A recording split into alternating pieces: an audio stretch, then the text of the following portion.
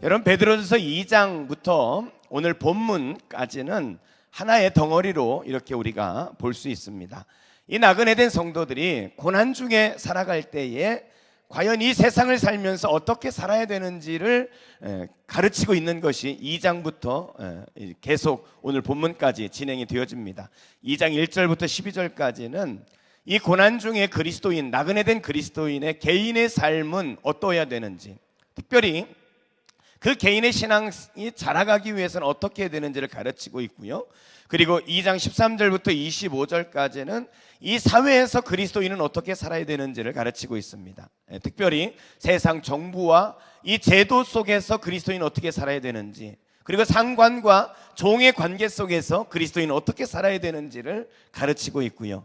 그리고 3장에 넘어와서 1절부터 7절까지는 지난주에 본 것처럼 이 고난의 세상 속에 나그네된 그리스도인들이 부부의 삶은 어떠해야 되는지, 그것을 우리가 지난주에 살펴봤습니다.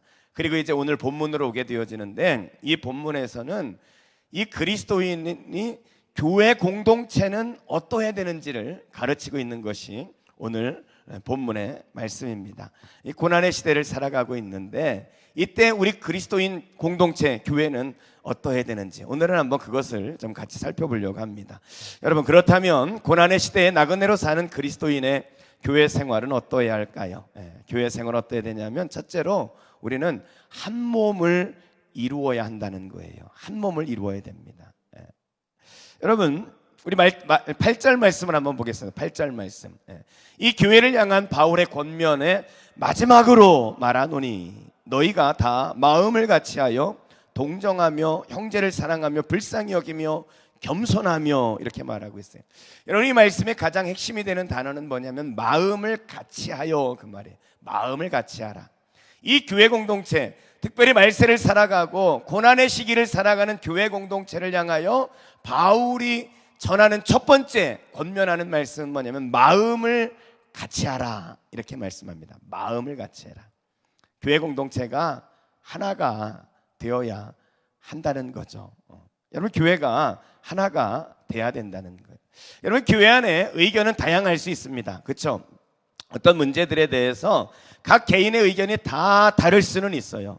그럴 수 있죠. 사람마다 다 생각이 다르기 때문에 다양한 의견이 나타나는 것은 당연스러운 것입니다. 그런데 여러분, 그 의견이 나누어졌을 때, 그런데 그 의견을 하나로 조율해내는 능력, 교회 공동체는 다양한 의견이 있을 수 있지만 그러나 이 다양한 의견 때문에 다투고 싸우는 곳이 아니라 그것을 하나로 묶어낼 수 있는 능력이 있어야 된다는 거예요.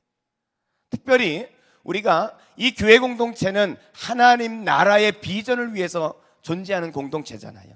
그러니까 이 교회는 하나님 나라의 비전을 위한 목적 하에 개인의 모든 의견을 조율할 수 있는 곳이어야 된다는 거예요.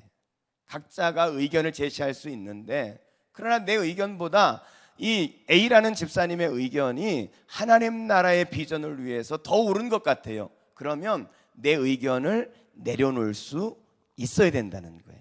근데 많은 사람들이 어떻게 합니까? 내 의견이 받아들여지지 않으면 내가 받아들여지지 않은 걸로 생각하고, 그래서 내 자존심을 건드린 걸로 생각해서 이 문제를 내려놓지 못하고 그렇게 되어지니까 싸움이 일어나게 되어지는 거죠. 싸움이. 그래서 교회들이 시끄러운 거예요. 교회들이.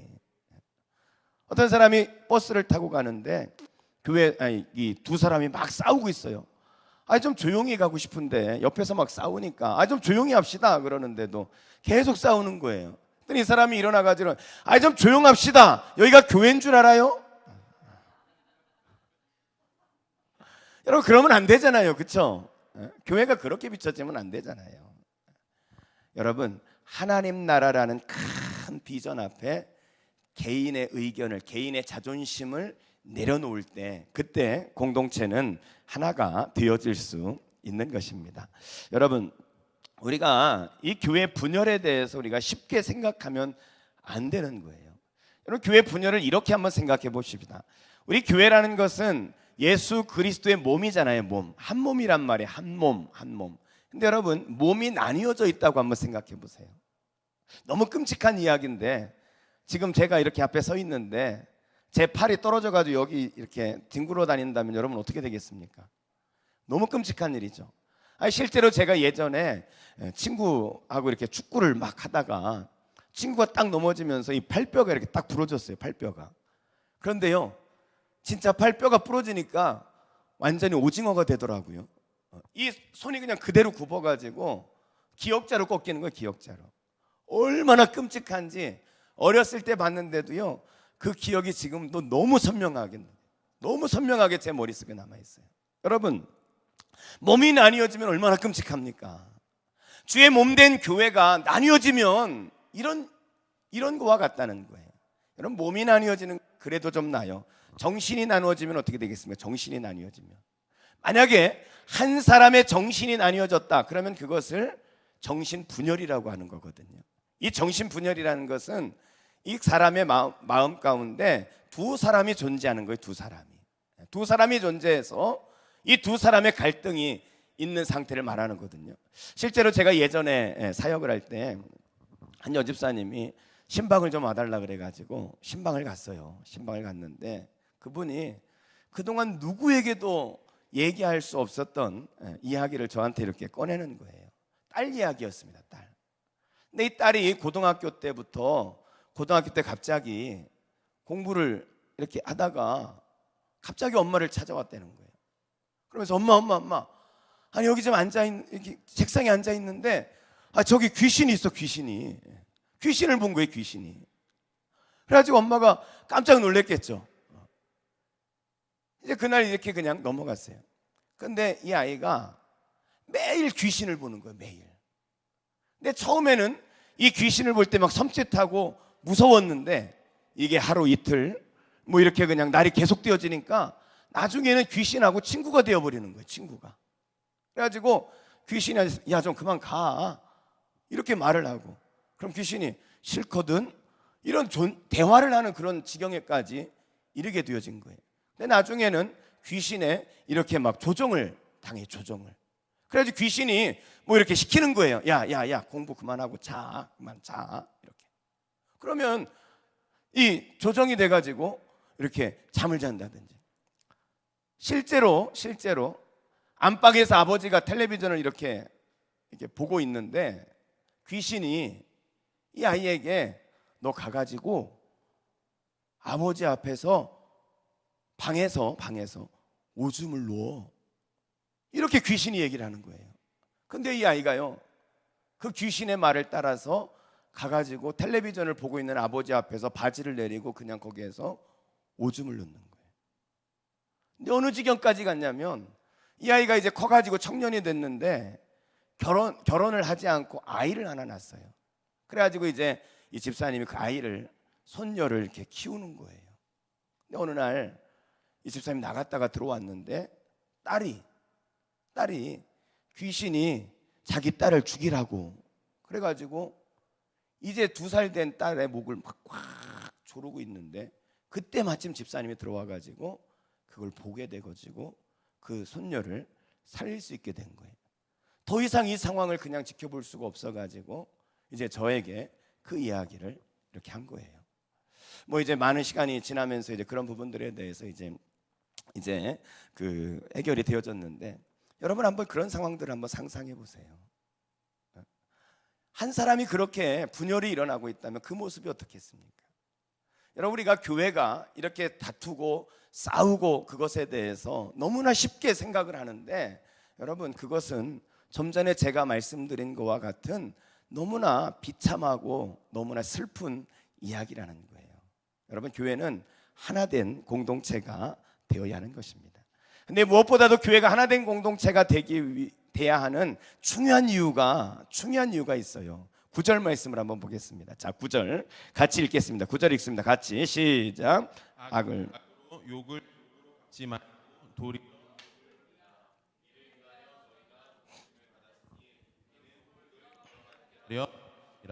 교회 공동체는 어떤 공동체냐?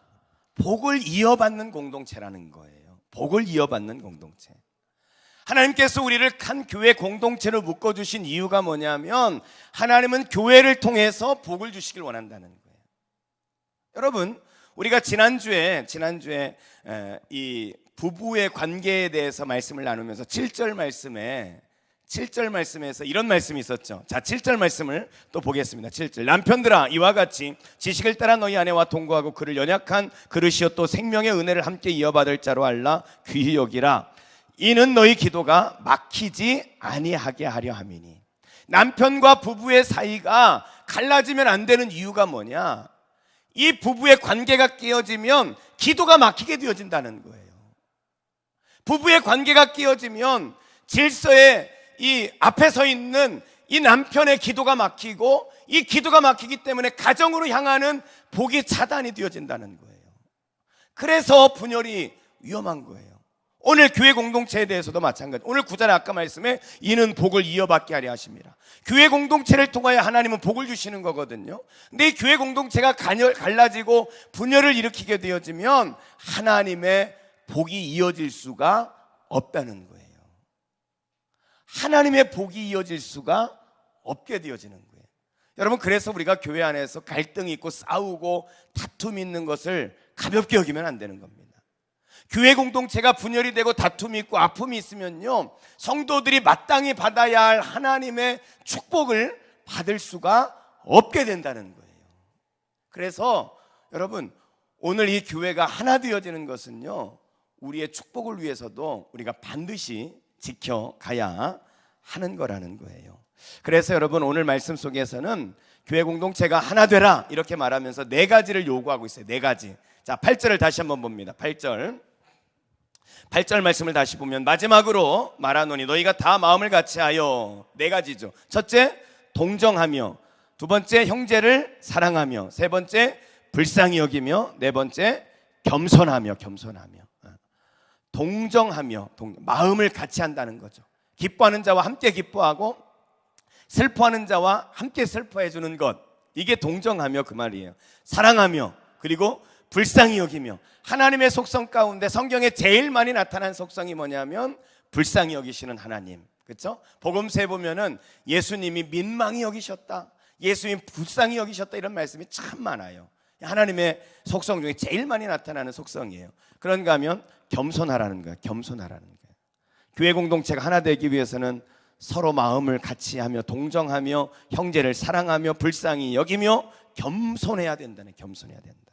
여러분, 이 교만이라는 것은 하나님이 제일 싫어하는 것일 뿐만 아니라 공동체를 깨뜨리는 겁니다. 겸손해야 돼요. 겸손해야 돼요.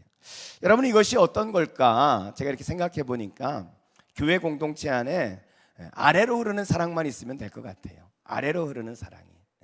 우리 모든 성도들이 다 아래로 흐르는 사랑만 실천하고 있다면요, 교회 공동체는 하나가 되어진다고 저는 믿습니다. 나보다 더 연약한 자들을 사랑하고 그들에게 내 사랑을 흘려보내는 공동체만 되어질 수 있다면 우리 공동체 하나 되어질 수 있을 거예요. 여러분, 우리가 복음을 전하는 공동체잖아요. 복음을 전하는 공동체. 근데 복음을 전하려면 여러분, 우리가 복음을 전하기 합당한 삶의 모습이 없이 어떻게 전하겠어요? 여러분, 제가 만약에 화장품을 파는 사람이라고 한번 생각해 보세요. 제가 화장품을 막 팔아요. 사람들을 모아놓고 이 화장품을 바르면은 얼굴에 여드름이 다 없어지고, 이 화장품을 바르면은 이 얼굴이 아주 그냥 백옥과 같이 이렇게 휘어집니다. 막 그러는데 제 얼굴에 막 여러 가지 막 뭐가 막 나 있어요. 그럼 여러분, 이 화장품이 팔리겠습니까? 안 팔리겠죠. 안 팔리겠죠. 야, 네 얼굴이나 먼저 하고 해라, 이러지 않겠어요? 여러분, 교회 공동체가 하나 되어져야 할 중요한 이유가 그거예요. 우리는 복음을 전하는 공동체이기 때문에 우리가 복음을 전하면서 우리가 저들에게 복음에 합당한 삶을 살지 못하면 그 복음의 길이 막혀질 수밖에 없는 거예요. 그래서 여러분, 우리는 복음을 증거하는 공동체, 우리 교회 공동체는 마지막 때에 하나 되기를 힘써야 되는 겁니다. 자, 우리 교회가요, 그런 공동체가 되기를 주의 이름으로 축복합니다. 두 번째로 이 고난의 시대에 나그네 사는 그리스도인의 교회 생활은 두 번째로 세상을 축복해야 됩니다. 교회 공동체는 세상을 축복하는 공동체가 되어야 한다는 거예요. 여러분, 세상이 교회에 대해서 참 호의적이지 않죠, 그렇죠? 호의적이지 않아요. 아마 연세가 드신 우리 성도님들, 오랫동안 신앙생활 하신 분들은 그런 것들이 더 뼈저리게 이렇게 와닿을 거예요, 그렇죠? 근데 옛날엔 교회 다닌다 그러면요, 세상이 좀 인정하는 게 있었어요. 아니, 목사라 그러면 그래도 좀 이렇게 대우해 주는 그런 부분이 있었단 말이에요. 근데 어느 순간부터 더 이상 교회에 대해서 호의적이지 않은 시대를 우리가 살아가고 있습니다. 근데 여러분 기억하세요. 그런데 우리나라의 역사 속에서 그런 거지, 전체적인 기독교 역사 속에서 보면요, 교회가 세상의 환영을 받은 적은 그렇게 많지 않습니다. 그렇게 많지 않아요. 교회 처음 시작이 어땠습니까? 예루살렘 교회가 처음 시작되어졌을 때요, 엄청난 핍박 가운데 교회가 섰다니까요. 바울이 그 교회를 세우기 위해서 전도행을 쫙 다니는데요, 사도행전을 지금 계속 우리가 새벽마다 보고 있지만 여러분, 가는 곳마다 핍박을 받지 않은 곳이 없어요. 교회는요 항상 핍박을 받았던 그런 공동체였어요. 여러분, 우리가 그런 이 교회가 핍박을 받는 그런 공동체다. 근데요, 이것은요 아마 시대가 갈수록 더 그것이 심할 것이라고 생각이 되어집니다. 왜요? 갈수록 사단의 영향력이 강해지는 시대를 살아가고 있단 말이죠. 세상이 죄가 점점 더 반영하는 그 시대를 살아가고 있기 때문에 우리 그리스도인이 환영받기는 틀렸어요. 이제 틀렸어요. 갈수록 우리 그리스도인은 아마 환영받지 못하는, 아니 더 많은 그런 사람들의 눈총을 받아야 하는 그런 속에서 여러분들이 살아가게 될 것입니다. 내가 그리스도인이라는 것을 정말 이야기했을 때 오히려 공격을 받는 그런 시대를 우리는 살아가게 될 거예요. 여러분, 그래서 마지막 때가 될수록 알곡과 쭉정이가 분명하게 드러나게 돼 있어요. 마지막 때일수록 하나님의 사람과 그렇지 않은 사람이 분명하게 드러나게 되어져 있다니까요. 전 여러분들이요, 마지막이 될수록 알곡으로 하나님 앞에 인정받는 그런 그리스도인이 되시기를 주의 이름으로 축복합니다. 여러분, 그런 사람이 돼야 돼요. 끝까지 어떤 어려움이 있다 할지라도 내가 예수의 사람으로, 하나님의 사람으로, 믿음의 사람으로 이 살아가는 삶을 포기하지 않고 하나님 앞에 인정받는 그리스도인으로 살아야죠. 환영받지 못한다 할지라도, 세상이 우리를 핍박하고 조롱한다 할지라도요, 예수의 사람으로 살아야 돼요. 우리는 예수의 사람으로 그렇게 살기를 주의 이름으로 축복합니다. 여러분, 우리 그리스도인이 그렇게 세상에서 그런 대우를 받아요. 자, 9절을 한번 보겠습니다. 9절.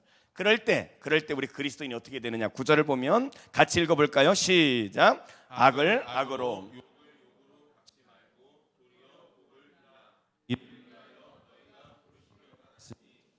복을 이어받으라.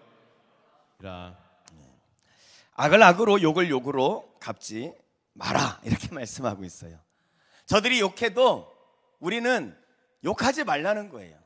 야, 참 이게요, 진짜 그리스도인으로 살아가는 거는 어찌 보면 참 힘들어요. 그렇죠? 우리를 욕하고 있는 사람에게 우린 욕하지 말아야 된다는 거예요. 아니, 오히려 악을 선으로 갚아라, 성경은 그렇게 말씀을 하고 있단 말이죠. 그 정도가 아니에요.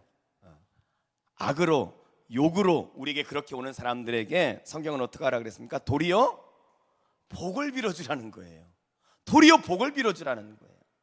악을 악으로 갚지 않는 것도 참 어려운 일인데 성경은 복으로 갚아주라는 거예요. 복을 빌어줘라. 그것이 이를 위하여 너희가 부르심을 받았다는 거예요. 부르심을 받았대요. 이것을 위해 우리가 부르심을 받았다는 것입니다. 여러분, 우리 그리스도인은요, 악을 악으로 갚으라고 부르심을 받은 사람이 아니에요. 악을 악으로 갚는 것을 절제하라고 부르심을 받은 사람이 아니에요. 악을 복으로 빌어주라고 그렇게 부르심을 받은 사람이라는 것입니다. 그래서 교회 공동체는요, 철저하게 축복을 나누어주는 그런 공동체가 되어야 돼요. 특별히 우리를 향해서 그렇게 힘들게 하고 어렵게 하고 핍박하는 사람들에 대해서도 복을 나눠줄 수 있는 그런 공동체가 돼야 된다. 여러분, 이 축복이 되어지는 삶은요, 하나님께서 아브라함을 부르실 때부터 있었어요. 아니, 더 앞으로 아담을 창조할 때부터 하나님은 그 말씀을 하셨어요. 여러분, 아브라함의 이야기를 한번 살펴봅시다. 창세기 12장 2절에 보면 하나님이 갈대아 우르에 있는 아브라함을 불러내시죠. 그리고 아브라함에게 뭐라고 말씀하십니까? 내가 너에게 복을 줄 것이다. 그리고 너는 복이 되라, 이렇게 말하고 있어요. 예전에는 복의 근원이 될지라 그랬는데 지금 성경에는 복이 되라 그랬어요. 다른 사람에게 복이 되라는 거예요. 그러면서 창세기 12장 3절에 보면요, 너로 말미암아 많은 사람들이 복을 얻을 것이다. 여러분, 이게 그리스도인에게 주신 하나님의 사명이에요. 우리가 가는 곳마다 우리는 복을 나눠주는 그런 사람이 되어야 된다는 거예요. 여러분 어떠세요? 여러분이 가는 곳마다 여러분은 복을 나눠주고 있습니까? 왜 대답이 이렇게 현찮으세요? 그러지 못하라도 그렇게 하겠다는 마음으로 아멘 하세요. 아멘, 아멘. 네, 아멘. 그래야 돼요. 우리는 그래야 돼요. 여러분, 제가 예전에 군대 있을 때 대대장님 얘기했잖아요. 대대장님. 그분이 그냥 국 찌르고 대답하면 너 나 만나 행복하냐? 그거 기억나시죠? 너 나 만나 행복하냐? 여러분, 우리 이 질문을 계속 이 질문을 해야 돼요. 계속 우리 자녀들에게, 우리 남편에게, 아내에게, 내 직장 동료들에게 그 질문을 하세요. 나 만나서 이 사람이 행복할까? 나 만나서 행복할까? 여러분, 다시 물어볼까요? 여러분 만나서 여러분 남편 행복합니까? 예. 낯짝도 두꺼워. 예. 그렇게 되길 소망하고 아멘한 거죠? 예. 네. 우리를 만나면 사람들이 행복해져야 돼요. 이게 그리스도인의 사명이라는 거예요.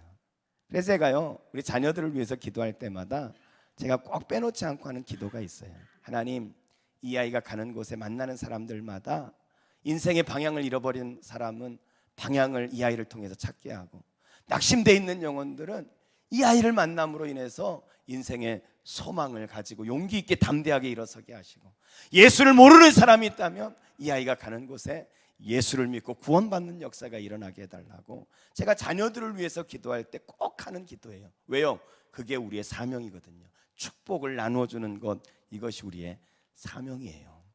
여러분, 그렇게 살았던 성경의 대표적인 인물이 있죠. 누굽니까? 복을 나눠주며 살았던 대표적인 인물, 요셉이에요. 요셉. 요셉은요, 17살 때 형들에게 팔려갔습니다. 여러분, 얼마나 마음이 힘들었겠어요. 형제에게 팔려갔다니까. 형제에게. 그것도 옆 동네로 팔려간 게 아니라 다른 나라로 팔려갔어요. 다른 나라로. 참 그 인생 기구하죠. 근데 이 요셉은요, 그런 일들을 통해서, 그런 시련을 겪으면서 하나님을 만나고 성숙해져 가요. 그래서 그가 간 곳이 어디였어요? 보디발의 집에 갔잖아요. 보디발의 집에. 이 보디발의 집에 갔는데 성경에 보면 이 보디발의 집을 하나님이 요셉 때문에, 이 단어를 쓰고 있어요. 요셉 때문에 그 집을 축복했다는 거예요. 요셉 때문에 보디발의 집이 복을 받았어요. 이 보디발의 아내가 이상한 짓을 해가지고 또 억울하게 또 감옥에 갇히게 되잖아요. 감옥에. 근데 여러분, 요셉이 감옥에 갔는데 이 감옥에 갔을 때 성경에 보니까 요셉 때문에 이 감옥에 있는 사람이 복을 받는 거예요. 요셉 때문에 복을 받아요. 여러분, 그 요셉이 감옥에 나왔어요. 이제 바로 왕 앞에 서게 되지 않습니까? 바로의 꿈을 해석하고 그 꿈을 실현하는 일에 요셉을 총리로 세우고, 요셉을 통해서 이 인근 모든 곳에 굶어 죽는 이들에게 생명을 나누어주는, 양식을 나누어주는 그 일을 요셉을 통해서 하지 않습니까? 요셉 때문에 이 사람들이 복을 받는 거예요. 여러분, 전 여러분들이 요셉과 같이 사시기를 주의 이름으로 축복합니다. 세상에 걱정거리가 되는 공동체가 아니라 교회는 세상에 축복을 나눠주는 곳이 돼야 돼요. 여러분, 우리 강호순, 연쇄살인범 강호순 알죠?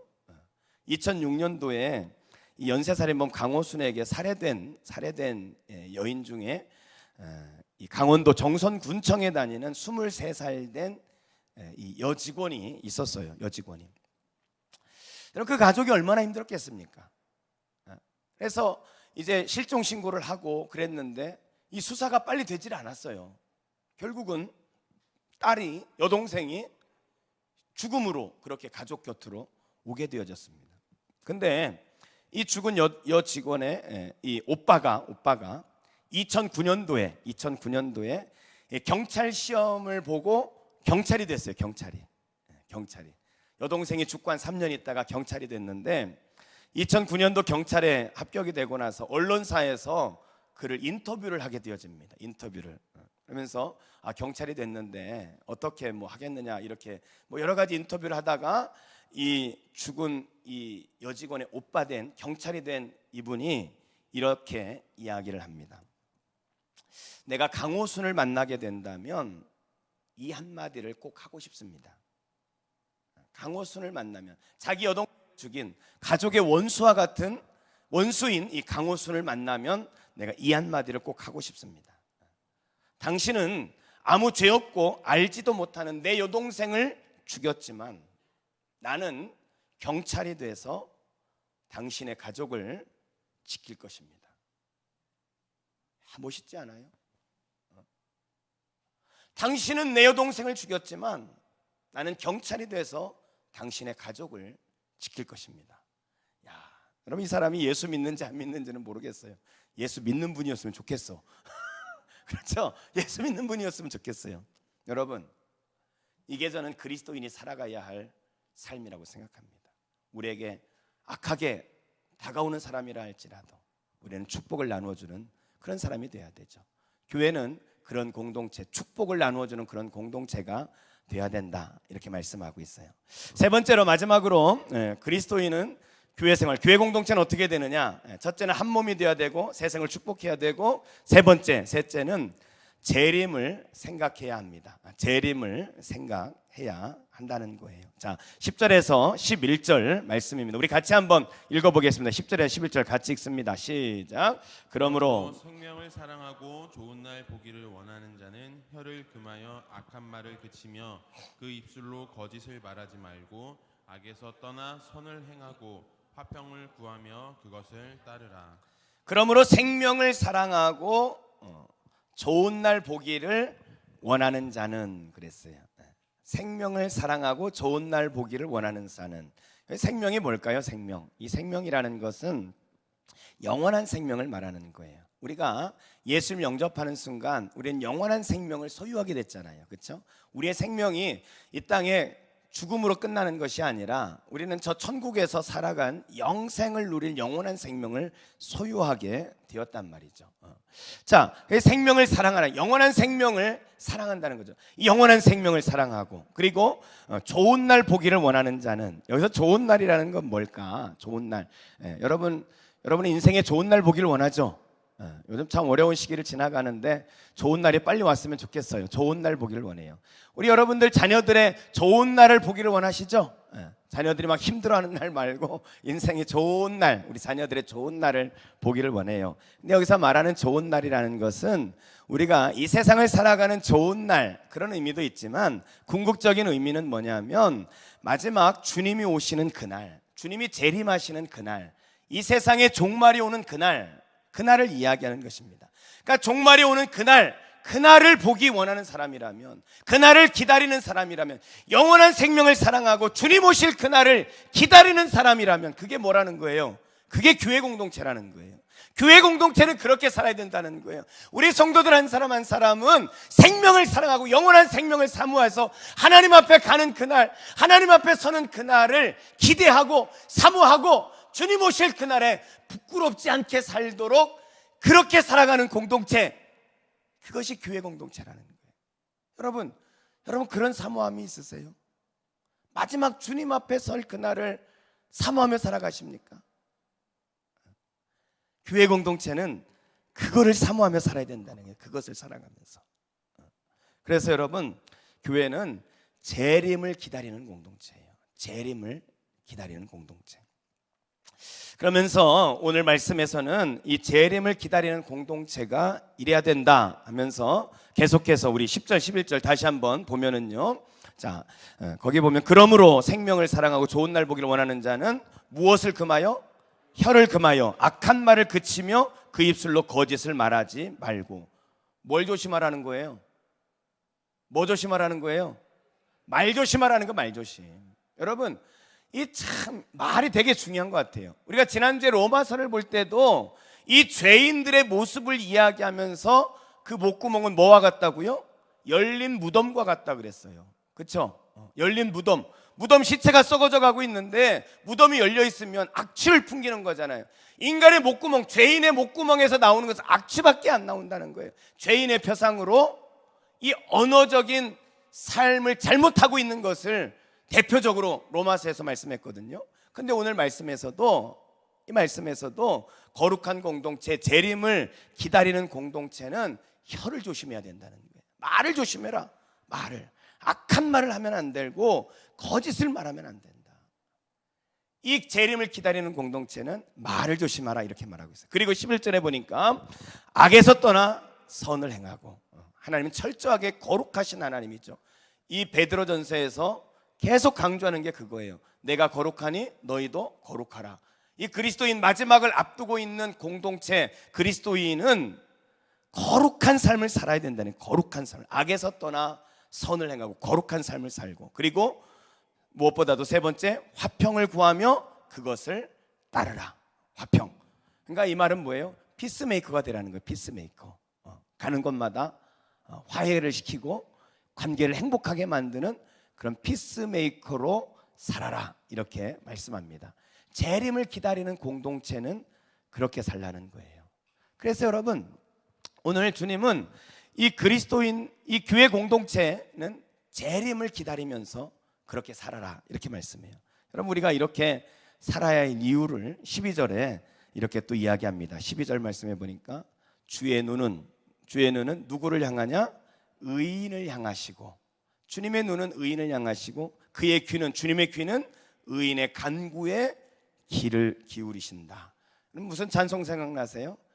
주만 바라볼지라 찬양 생각나시죠? 여러분, 주의 눈은 의인을 향하고 귀는 의인의 간구에 귀 기울이신다는 거예요.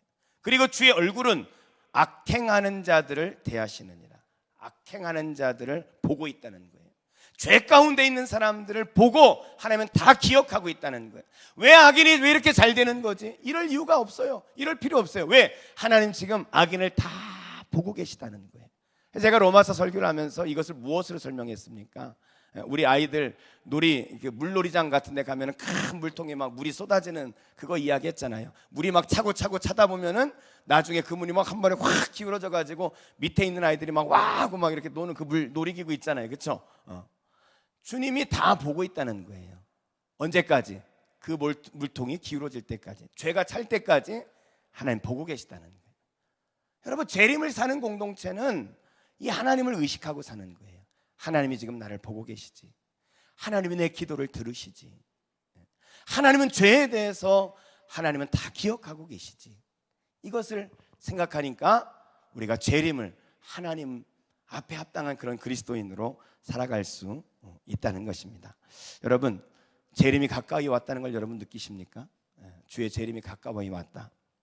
요즘에 이제 제가 이 코로나19로 인해서 책을 좀 이렇게 그쪽에 이제 책들을 이렇게 몇 가지 막 계속 지금 보고 있어요. 근데 이 미래학자이면서 목사인 이 최윤식 목사님이 있어요. 최윤식 목사님, 이렇게 이제 인터넷이나 이런데 검색 엔진에 최윤식 박사 치면은 그분이 뭐 해놓은 이렇게 강의라든지 그런 것들이 참 많이 있는데요. 그분 책을 이렇게 이제 최근에 이제 이번 주에 사가지고 이번 주에 읽었어요. 보니까 그분이 이런 이야기를 해요. 그분이 지난 100년 동안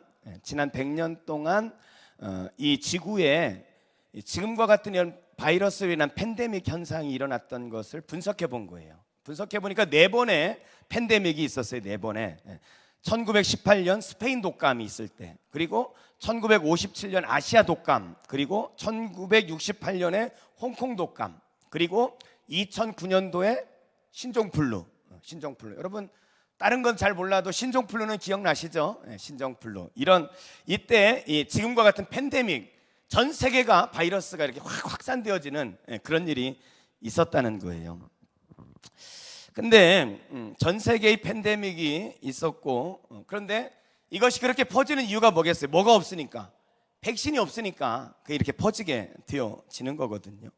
그래서 한번 이 팬데믹이 일어나면 이 4개의 현상을 이렇게 연구를 해보니까 한 번으로 끝나지 않더라는 거예요. 그것이 3번, 4번, 아니면 막 5번, 6번까지 올 수 있다는 거예요.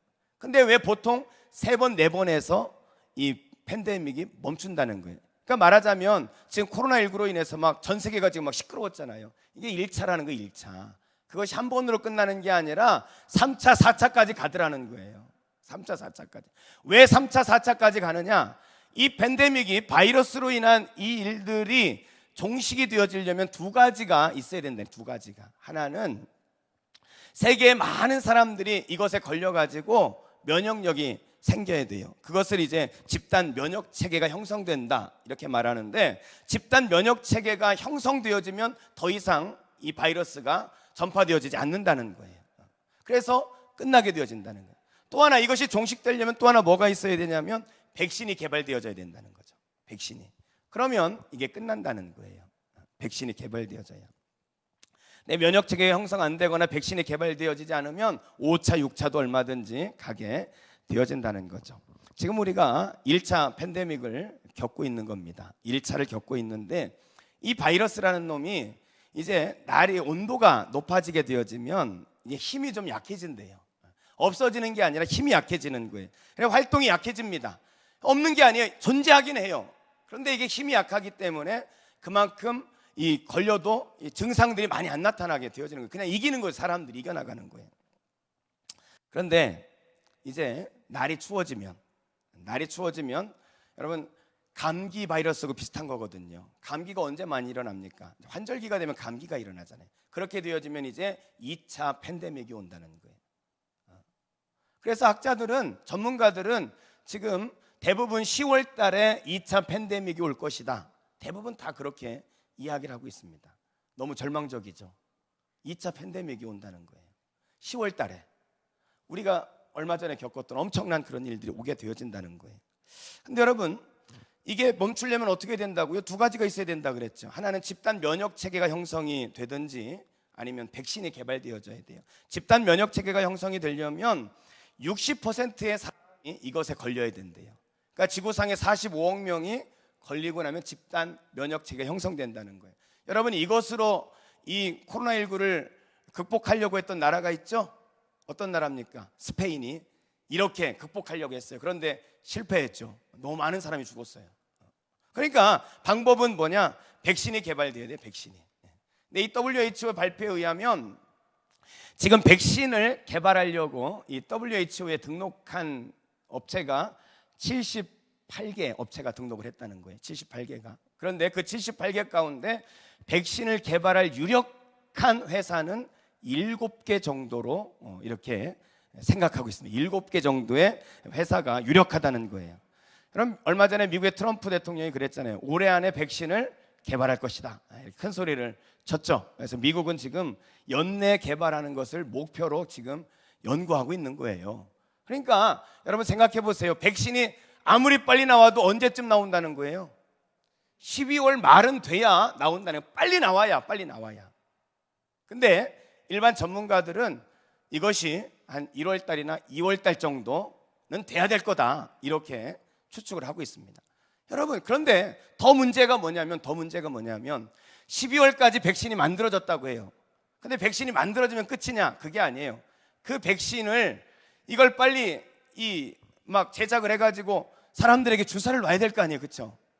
그런데 이 백신을 개발해도 이 백신을 사람들이 맞을 수 있는 상품으로 만들 수 있는 나라가 전 세계 몇 개 나라가 되질 않는다는 게 문제예요. 근데 다행인지는 모르겠는데 우리나라는 그것을 만들 수 있는 능력이 있는 나라예요.